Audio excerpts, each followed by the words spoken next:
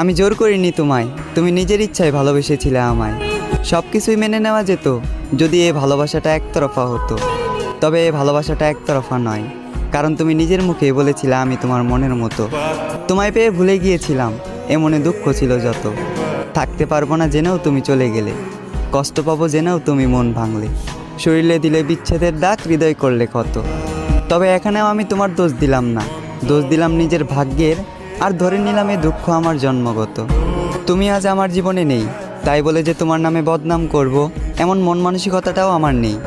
তোমার প্রতি আগে যে ভালোবাসাটা ছিল সেই ভালোবাসাটা এখনও আছে, আর আজীবন থাকবে তোমার প্রতি সম্মান আর শ্রদ্ধা।